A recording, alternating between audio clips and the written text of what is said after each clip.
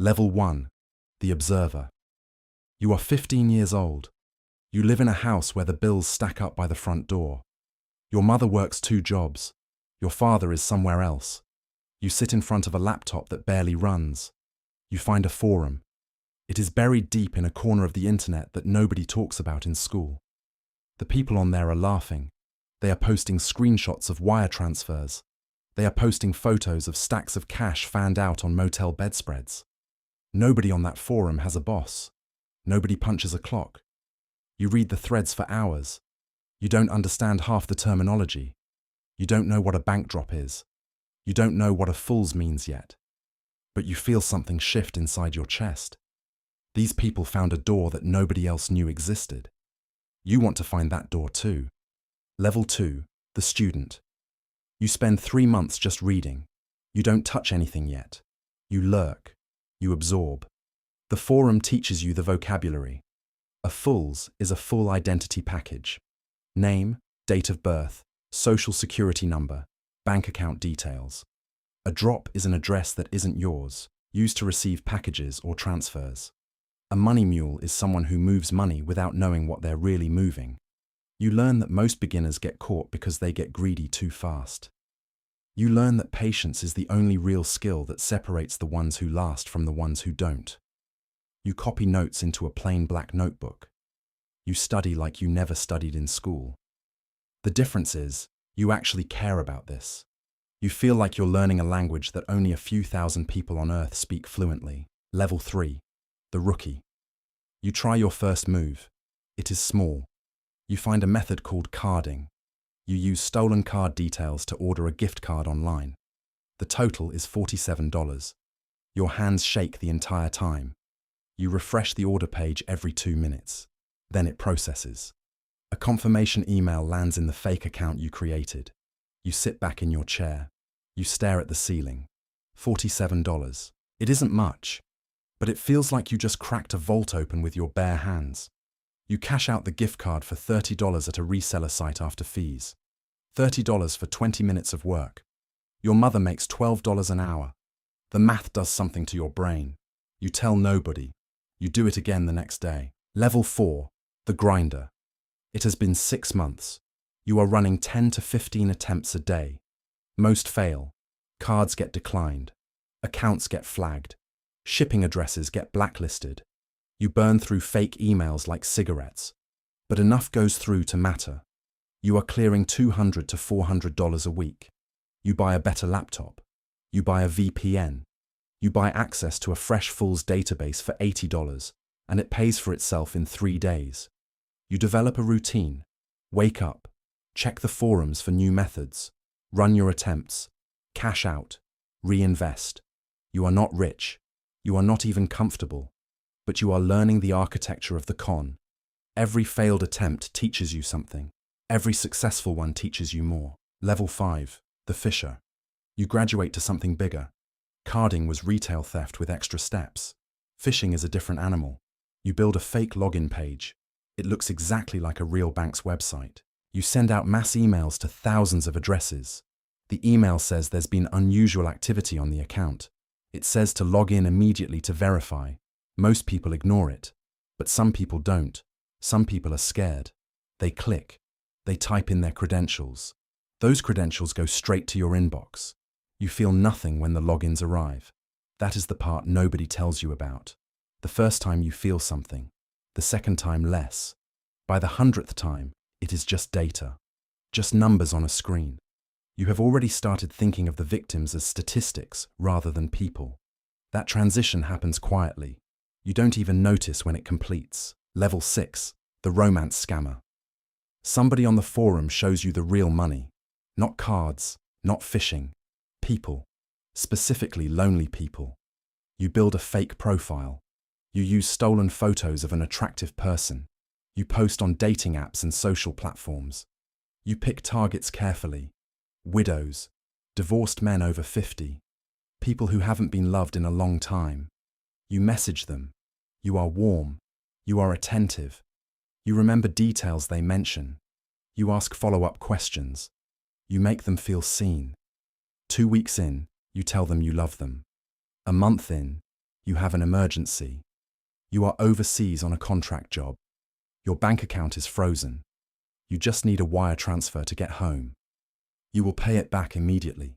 You promise. They send it. The first time somebody sends you $2,000 because they believe you love them, you sit very still for a long time. You don't celebrate. You are not sure what you feel. You do it again anyway. Level 7, the specialist. You are 19 now. You have a system. You run 4 to 6 romance targets simultaneously. Each one is at a different stage of the pipeline. One is in the early trust-building phase. One is ready for the first ask. One just sent money and needs to be reassured before the second ask. You track them all in a spreadsheet. Column for their name, column for their age, column for the story they've been told, column for the total extracted so far. You are making $3,000 to $5,000 a month. You move out of your mother's house. You rent an apartment in your own name, which is a mistake you don't realize yet. You buy clothes. You buy jewelry. You feel like the version of yourself that you always wanted to be.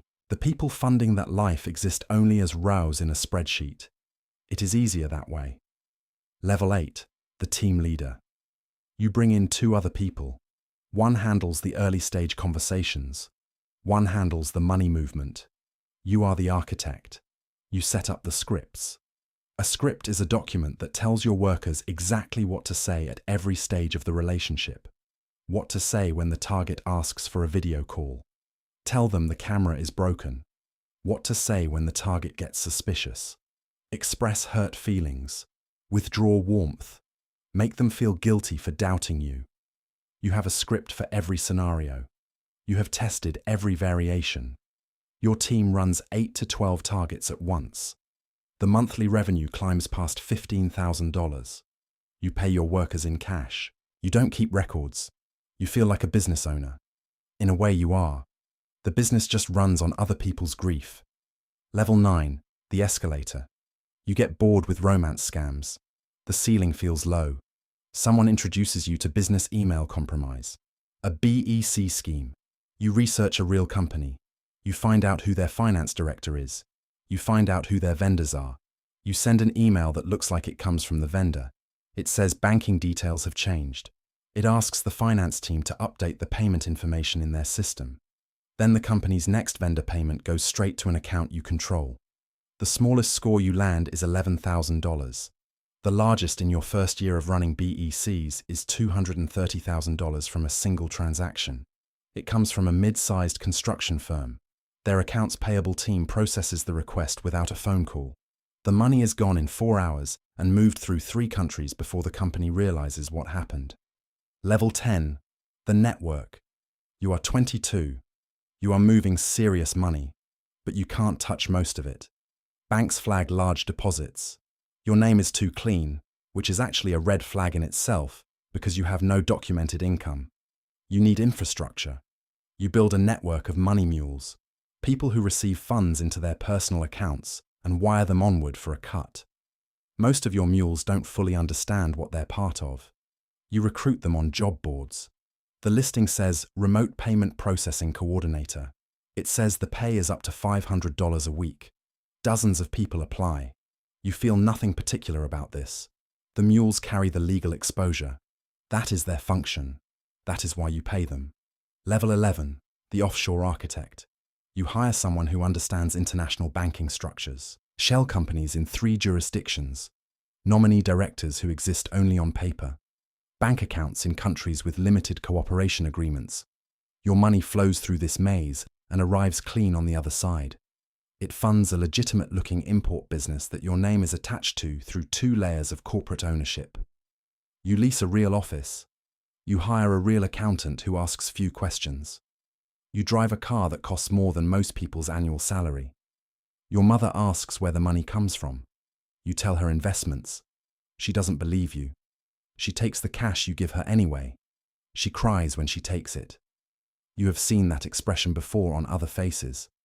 You don't spend too long thinking about why. Level 12, the paranoid.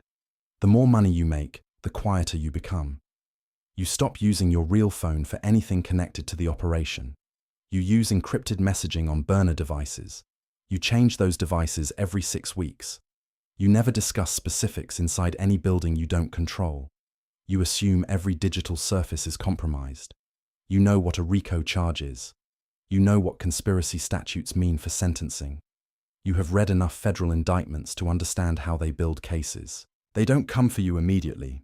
They watch. They build a map of your network over months and years before they move.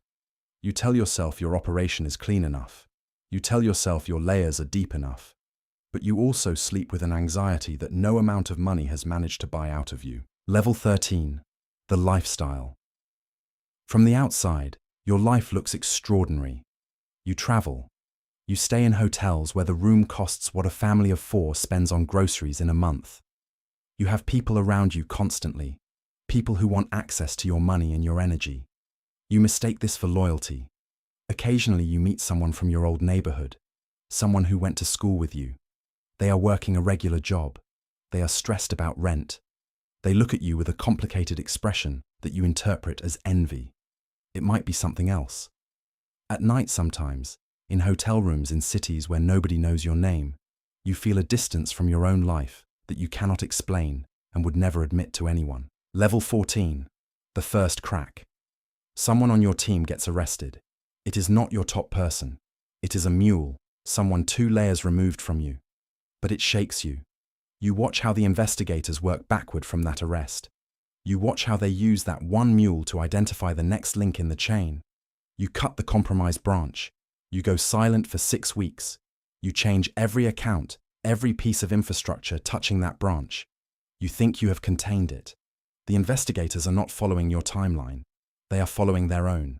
You have no way of knowing how far back their surveillance actually goes. Level 15. The Fed interest. You find out through a contact that your name appeared in a federal filing. Not as a defendant. Not yet. As a person of interest. You are a thread they are pulling. You move some assets. You have a conversation with a lawyer, a very expensive lawyer who asks careful questions. She tells you that being careful is no longer enough. She tells you that the time to consider your options is now, before you are a target, not after. You sit in her office, which costs $800 an hour, and you realize that all the infrastructure you built to protect yourself has also built a very detailed portrait of a criminal operation. The portrait has your face at the center. Level 16. The hunted. You are 26. You feel 40. You stop traveling internationally. You know that border crossings are logged. You know that your passport number is in a database somewhere with a notation beside it. Your inner circle shrinks. You trust 2 people completely and suspect everyone else. The money keeps moving. The operation doesn't stop because you can't stop it without losing everything you've built. So you keep running while simultaneously watching the walls close in. This is the trap nobody tells you about when you're reading forums at 15. The exit was always locked. You just couldn't see the lock from the entrance. Level 17. The arrest. It comes on a Tuesday morning. 6 vehicles. A dozen agents. You are cooperative because you know enough about the law to know that resistance makes everything worse. They have a warrant. They have your devices. They have records going back 4 years. You sit in a federal holding facility for 3 days before your lawyer posts bail. The bail is set high enough that it takes significant asset liquidation to cover it. You walk out wearing your own clothes, which suddenly feel like a costume. You look at your phone, the clean one, and see messages from your team. You don't respond to any of them. They are all potentially compromised. They are all potentially already talking. Level 18. The cooperator calculation. Your lawyer lays out the math. The charges carry a combined maximum exposure of 22 years. The government has a conviction rate in federal cases above 90%. Your options are narrow. Fight it and likely lose everything. Cooperate and possibly reduce the sentence significantly. Cooperation means providing information. Information means people you know go down with you, or instead of you, depending on your value. You sit with this for a week. You think about the people in your network. You think about what loyalty means in a context like this. You think about 22 years. You are 26 years old. You do the arithmetic. It is not a complicated calculation. Level 19. The trial. Even with cooperation, you face a courtroom. The prosecutor reads out the victim impact statements. There are many of them.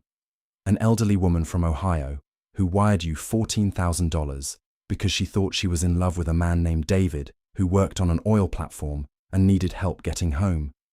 She spent her savings. She sold jewelry her late husband gave her. She trusted you completely. You sit at the defense table and you listen. You have read this woman's messages before, not remembered them, but read them. They were data. In this room, they are a person. There is a difference you did not fully appreciate before now. The prosecutor is making sure you appreciate it now. Level 20. The sentence.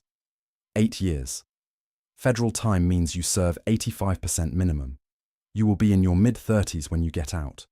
Your lawyer calls it a favorable outcome given the exposure.